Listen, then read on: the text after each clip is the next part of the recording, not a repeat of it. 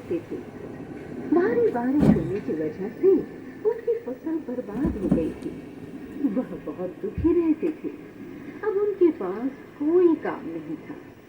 फिर एक दिन उन्हें पता चला कि जंगल में एक महामुनि है जिनके पास असीम शक्तियां हैं। तो चारों मित्रों उनसे मदद मांगने के लिए जंगल की ओर चल दिए। वह दिन रात भूखे प्यासे डरावने जंगल में चलते रहे। फिर उन्हें एक पेड़ दिखाई दिया। उस पेड़ के नीचे वह महामुनि तपस्या कर रहे थे।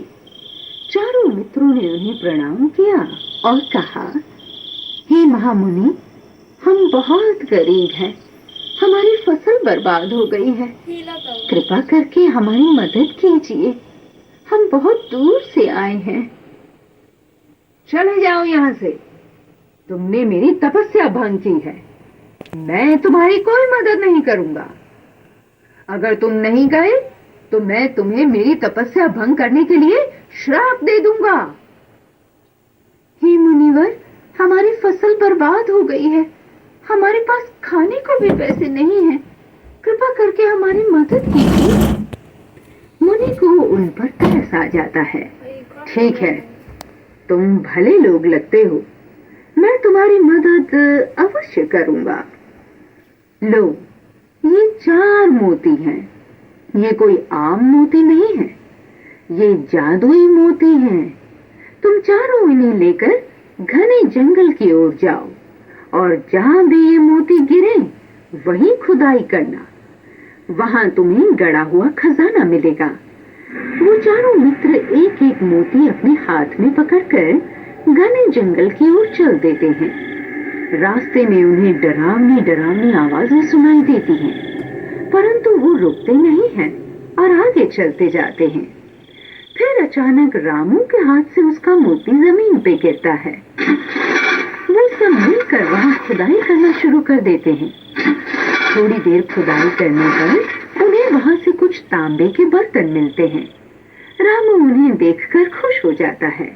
अरे वाह, ये तो तांबे के हैं।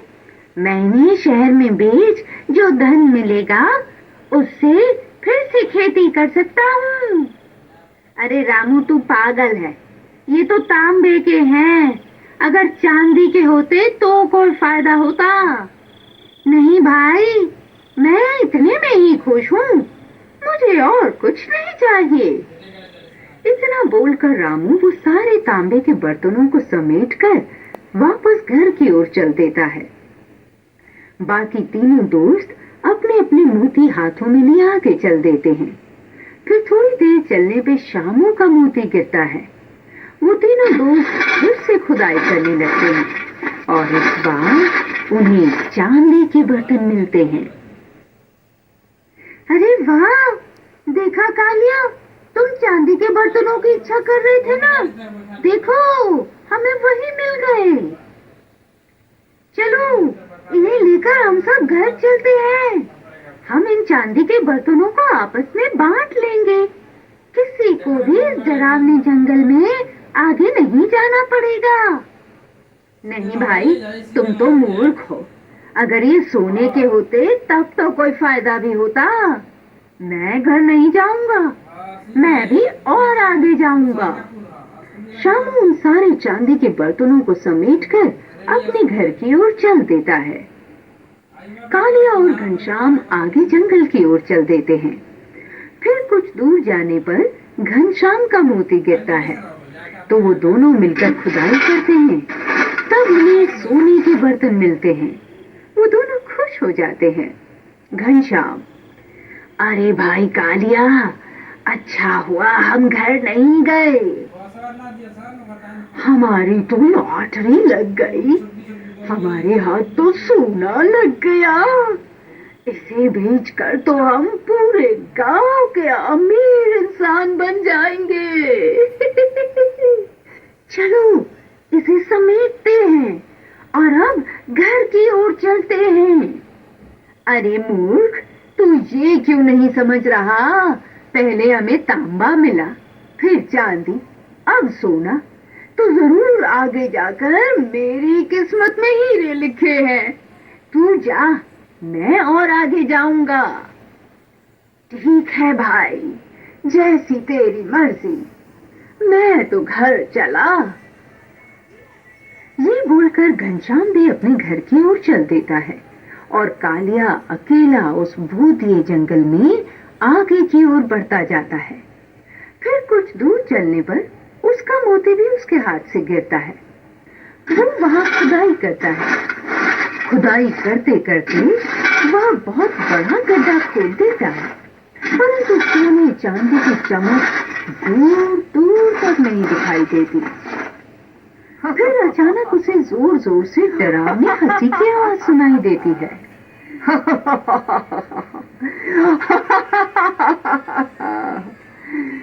फिर अचानक उस गड्ढे से यमराज प्रकट होते हैं। कालिया यमराज को देखकर डर जाता है। हे लालची इंसान, तेरा लालच कभी खत्म नहीं हो सकता।